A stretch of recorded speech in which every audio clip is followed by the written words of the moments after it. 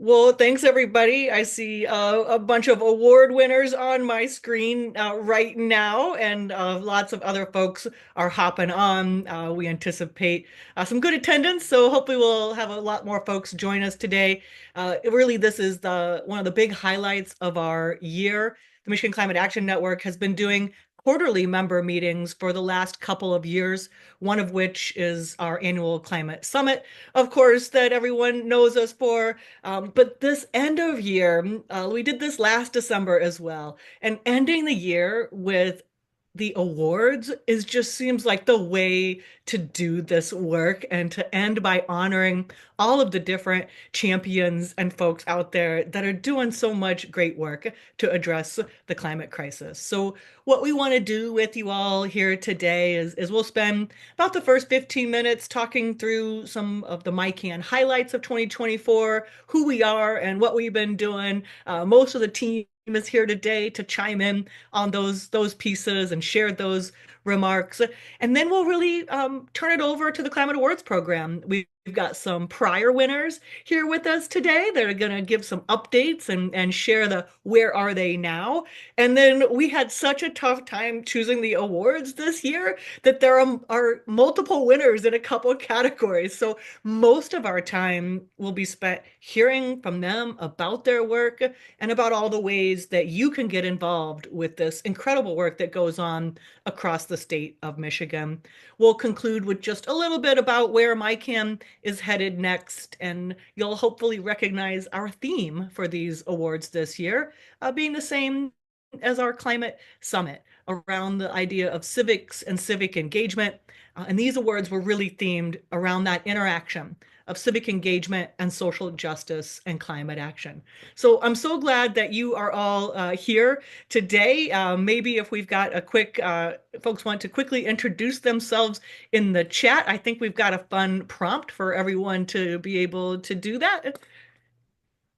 I think Amanda might be on prompts today.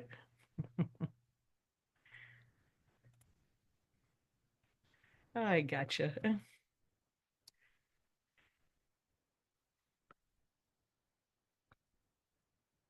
While everyone is taking a minute to introduce themselves in the chat, I'm gonna keep going and introduce you to MiCAN and really what we're all about. I think most of you know us, but it always bears a little bit of repeating, especially in these times with all the pieces going on, just to remind you what the Michigan Climate Action Network truly believes. Our theory of change is that we have people power, that these policies and the actions we support are incredibly popular. And it is our notion that it is through the sheer strength of numbers of this community supporting that bold climate action that will then turn that tide. And we've been able to see this over and over again in social movements throughout the history of the world. And you all should know that you are part of the now largest social movement in the history of the world, the climate movement as it stands today. Many of you were at our climate summit and heard from one of my heroes, the great Bill McKibben. And he says in that speech that he gave to us, "What more important work do you think you could be doing? There's nothing more important." And so devoting your lives to galvanizing all the folks who are the majority, and we should be acting like that to continue to mobilize grassroots pressure and get all of the strategies and tactics within this large network working together for the same goal. That's what MiCAN is truly all about. And our vision, we are really trying to reach a few different goals. We want to make sure that we meet and exceed the critical mitigation targets. The Michigan plan says that we're going to reduce greenhouse gases by 52% by 2030. That's in 5 years, folks. All right. And even with all the work you are doing, we got a ways to go. We got a lot to do, right? We don't think your zip code should predict your health, much less your climate impacts. We are squarely an ally for our environmental justice component of this work. We think that social norms matter. It really matters what we do and the model that we are creating to sustain that action and to just make climate action the right thing to do, right? Our whole goal is to get this network trained, coordinated, and moving together. And we do that through our core roles over there on the right side of that graphic. We're the megaphone. We try to really amplify all the work. These awards are part of that whole mission. And then we try to connect and support. And I hope you're going to see a lot of ways in our highlights that we really try to do that. And again, for that overall impact to be able to meet these targets of critical reductions and environmental justice. So some of our highlights, some of the pieces that we really work on when we think about our role as the megaphone, the big thing that we've been trying to do this last year is shout out energy success stories. We know that just talking about climate and just sharing your story makes an impact on others. They take that knowledge and they understand and they repeat that. And so we've been really trying to share out the successful energy transition stories using those federal dollars. And if you want to submit your story or you want to just look at the stories that are on there, I think we've got a couple links that the folks will be throwing in the chat for us on that. We also know that with that megaphone, we have to be really mindful of the voices that we uplift. And so we spent the last year also investing in 6 young folks from diverse backgrounds because young people, right, are arguably the most climate impacted, yet have the least voice in what's happening. And so we really wanted to honor those voices and get them out as our climate influencers over the last year. I'm going to turn all of our work on line 5 over to our Southwest engagement coordinator, Erica Bolden. Hi, everyone. As Denise mentioned, I'm the Southwest Engagement Coordinator with MiCAN, and I also do work around Line 5. And it is obvious to many of us who are in the climate world that shutting down Line 5 is going to be a very viable solution toward getting to a clean energy future. And so just a couple of things that I want to make sure you do is check out the films if you don't really know about Line 5 yet. First one is Troubled Water. It's about actually friends who took a trek across the Great Lakes, and they talk about the importance of protecting it. And Bad River is a really, really great perspective from the indigenous people who are living with a portion of Line 5 directly in their land. But another way that you can stay connected, and the top thing that we want to highlight, is the solutions that are going to bring us forward and away from the climate issue that we're facing. And that is always going to be investing in renewable energy and away from things like new pipelines. So make sure that you stay connected with our fact versus fiction in renewable energy for rural Michigan as we talk more this coming year about some of those solutions and invite experts to teach us a little bit something about it as well. Great. Thanks so much, Erica. You see why she's a force over there in West Michigan area. Contact us if you want to get involved in any of those.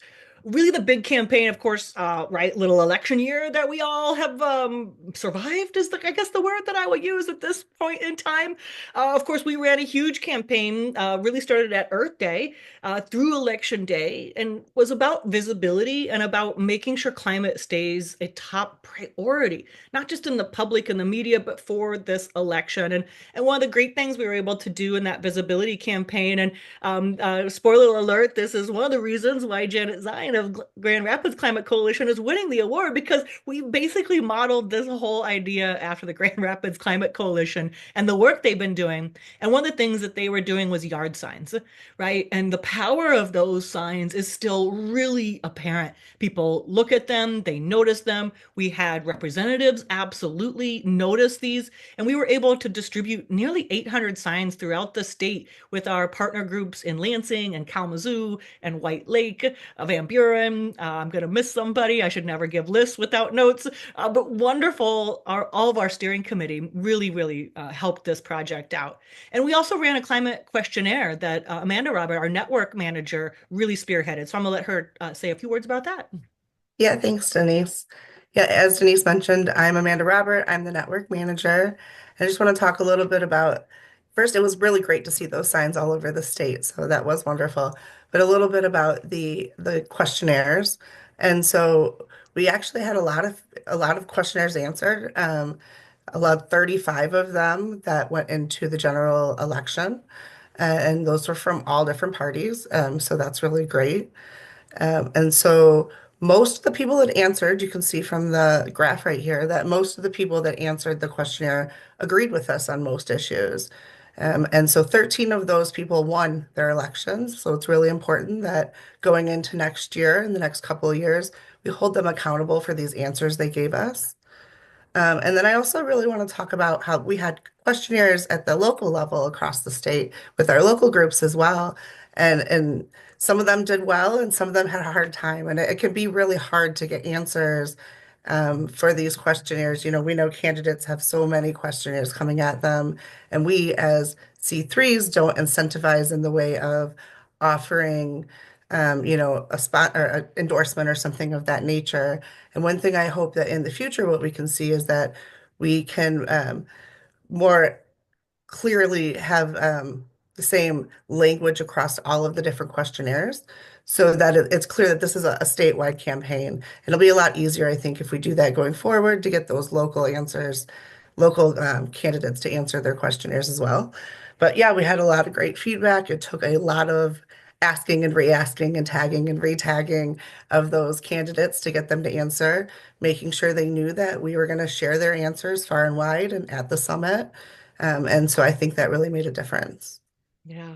Thanks so much. As you can imagine, it took a lot of work. Amanda was constantly reaching out to get candidates to answer those questions, and this was our first attempt, right? And a coordinated attempt with many local groups, and so we only see this expanding and working on those city and municipal elections in the next year. So if you're interested, reach out and let's coordinate that campaign.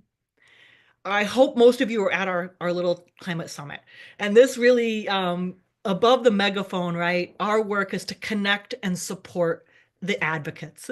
And we really think about this as the People's Summit. Another kind of fun question in the chat, if you might indulge us. You probably filled out surveys, you did all those wonderful things that you've let us know. But as we're reliving our year, if you had a favorite part of the 2024 Climate Summit, we would love to know about it quickly in the chat.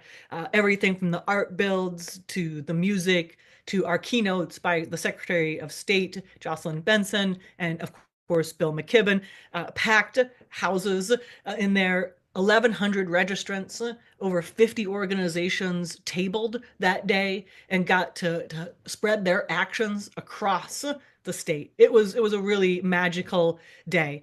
We don't know what we're doing yet for 2025, by the way. Well, we sort of know, but we don't yet know. And we wanted to wait and understand the landscape a little bit more, right? As we move on. So if you had a favorite part, you throw it in the chat for us. We would love, love, love to hear about that. Connecting all of you is part of this mission. The other thing we've really worked hard on this last year, it started in 2023. We started a Community Voices series to start showcasing and shining that light on the local groups who are taking action. And it pretty immediately occurred to us to say, these are the folks that should be advising MiCAN. We should be building this from the bottom up so that we get the frontline and grassroots groups input that help us align our goals that we then take to the state level and be that liaison between what's happening at the state and what our local groups are really saying. And we're so pleased if you check out that Community Voices series from 2023 and then all of last year. We managed to highlight 12 different groups, and then we added a couple new members, didn't we, Amanda? You want to talk about our newest additions to the steering committee real quick? Yeah, of course. Yeah, we're really excited. We have two new additions to the steering committee. Up North Advocacy, up in the Upper Peninsula. They primarily organize around the central and eastern Upper Peninsula, and they advocate for a variety of issues that include environmental stewardship. So we're really happy to have their voices and input on the steering committee with us. And then we also have Climate Stick, and they come from the Bay City area. And if you haven't seen them, I meant to grab one to have it here, but I'm sure everybody's seen the little climate stick necklaces, and if not, you should.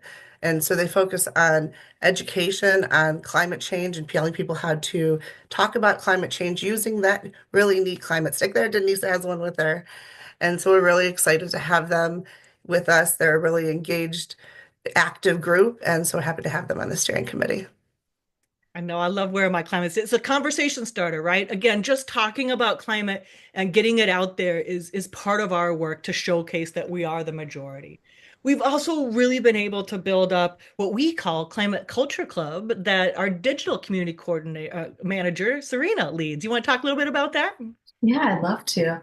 So, Climate Culture Club is an initiative that we really kickstarted at the beginning of this year, and I'm super excited to give it more time and energy going to next year. But it is a space where we are trying to, really support all of you that are in this work and doing this work for the long haul by helping to foster connections and social emotional well-being through we run climate cafes, we train people to run climate cafes and also been hosting some discussions around climate related art, media, and culture. So, yeah, we're hoping to do more climate cafes, more regular climate cafes, as well as facilitator trainings to have that be a real asset to the climate movement in Michigan as well. So, looking forward to another year of putting more energy into this club. Yeah, thanks so much for your work there, Serena.